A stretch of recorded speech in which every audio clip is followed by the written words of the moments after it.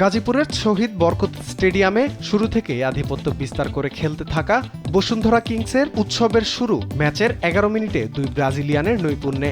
মিগেল ফিগুইরার pass বা পায়ে নিয়ন্ত্রণ নিয়ে ডান পায়ের নিচু শটে জালে বল জড়ান ফার্নান্দেস। আর ম্যাচে ২৯তম মিনিটে সোহেল রানার গোলে ব্যবধান দ্বিগুণ করে কিংস।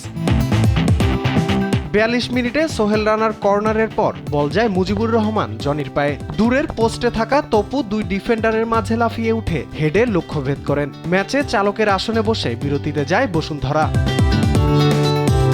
ম্যাচের ৬৬ মিনিটে জালের দেখা পান রাকিব। মোহাম্মদ রফিকুলের শেষ মুহূর্তের বাড়ানো ক্রসে হেডে লক্ষ্যভেদ করেন এই ফরওয়ার্ড। ৯ মিনিট পর ব্যবধান বাড়ান মিগুয়েল ফিগুইরা। ম্যাচে ৫-০ গোলের জয় নিয়ে মাঠ ছাড়ে বসুন্ধরা কিংস।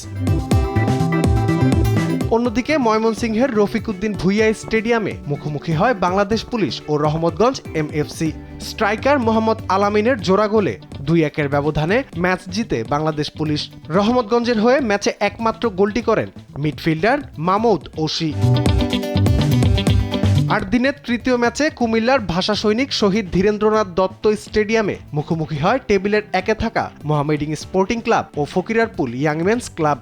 শীর্ষ দল মোহামেডানকে ম্যাচে একমাত্র গোলে হারিয়েছে ফকিরেরপুল। চলতি আসরে ৯ ম্যাচের এই প্রথম হারের মুখ দেখল মোহামেডান। ম্যাচের গোলটি করেন উজবেকিস্তানের ২৮ বছর বয়সী মিডফিল্ডার সারদর জাখনভ।